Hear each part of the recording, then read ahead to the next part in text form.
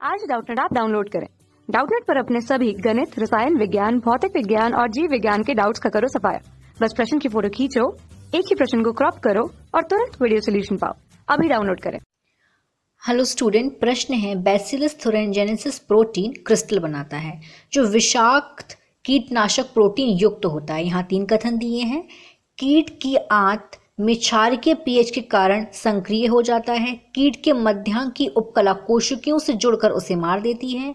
वाहक जीवाणु को नहीं मारता क्योंकि विष के लिए प्रतिरोधी होता है। अब इन तीनों में से कौन सा कथन सही है, हमें ये बताना है। सबसे पहले बैसिलस thuringiensis कुछ ऐसी नस्लों का प्रोटीन निर्माण करती है जो विशिष्ट कीट जैसे कि लिथिडोप्टेंशन, कोलियोप्टेरॉन व डिप्टेरॉन। लिथिडोप्टेंशन, कोलियोप्टेरॉन व डिप्टेरॉन को मारने में सहायक है। बीटी की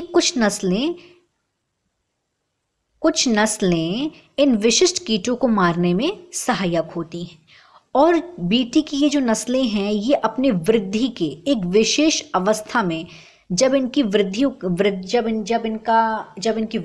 विकास होता है, जब इनकी वृद्धि होती है, तो इनकी वृद्धि के एक विशेष अवस्था में ये क्या करती हैं, प्रोटीन रवा, इनका जो प्रोटीन रवा है इसमें कीटनाशक प्रोटीन उपस्थित होता है। इनके प्रोटीन रवा में क्या होता है, प्रोटीन रवा में कीटनाशक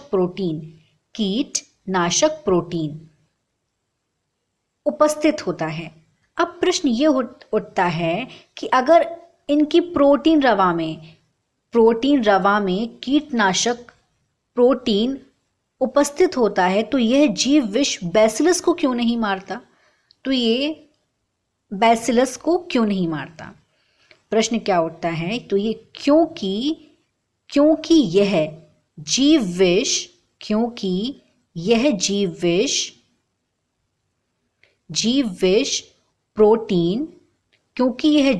प्रोटीन निष्क्रिय रूप में होता है। ये उसी बैक्टीरिया को क्यों नहीं मारता है? क्योंकि ये जीव विष प्रोटीन जो है वो निष्क्रिय रूप में होता है। निष्क्रिय मतलब ये क्रियाशील नहीं होता है, ये निष्क्रिय रूप में होता है। अब होता क्या है कि जब कोई जानवर इसे खा लेता है तो इसका जो निष्क्रिय रूप होता है, जो ये निष्क्रिय रूप में प्रोटीन विष जीव विष प्रोटीन निष्क्रिय रूप में होता है। जब इसे कोई जीव खा लेता है तो ये जो इसका निष्क्रिय रूप होता है वो संक्रिय में बदल जाता है। और वो संक्रिय में क्यों बदलता है? इसका जो निष्क्रिय रूप है जीव विष का, जो निष्क्रिय रूप है, निष्क्रिय मतलब क्रियाशील नहीं होना, जो निष्क्रिय रूप है वो संक्रिय बदल जाता है, मतलब क्रियाशील हो जाता है। और वो संक्रिय कैसे हो जाता है? क्योंकि जो भी बैक्टीरिया उसे खाता है उसके क्षारीय पीएच के कारण, उसके क्षारीय पीएच के कारण कीट की जो आंत है उसका पीएच क्या होता है, क्षारीय होता है। उसकी वजह से ये निष्क्रिय सक्रिय हो जाता है।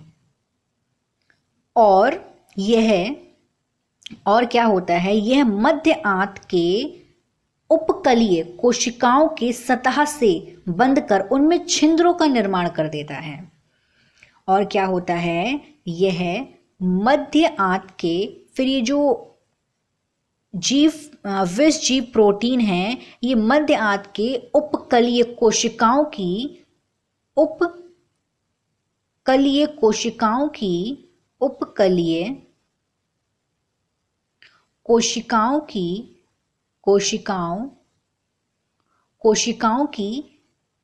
सतह से बंद कर,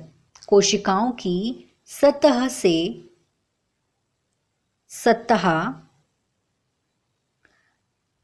बंद कर उसमें उनमें छिंद्रों का निर्माण कर देता है। और जब उसमें छिंद्र, कई सारे छिंद्रों उसमें प्रेजेंट हो जाते हैं, उसमें उसका निर्माण हो जाता है, उस कारण कोशिकाएं फूल जाती हैं और परिणाम स्वरूप उन कोशिकाओं की मृत्यु। अगर कोशिकाएं फूल जाएंगी तो जाहिर है कि वो जो जीव है उसकी परिणाम स्वरूप मृत्यु हो जाएगी। अब हम इन सारे अगर बिंदुओं को देखेंगे तो पहला बिंदु सही है, हाँ क्षारीय पीएच होता है आंत का। दूसरा बिंदु भी सही है और तीसरा बिंदु भी सही। इसीलिए पहला ऑप्शन गलत, दूसरा गलत, तीसरा गलत, चौथा सही। धन्यवाद। कक्षा 6वीं से 12वीं से लेकर नीट, IIT, JEE वो एडवांस के लेवल तक 1 करोड़ से ज्यादा छात्रों का भरोसा। आज ही डाउनलोड करें डाउटनेट ऐप या व्हाट्सएप करें अपने सारे डाउट्स 8400 400 400 पर।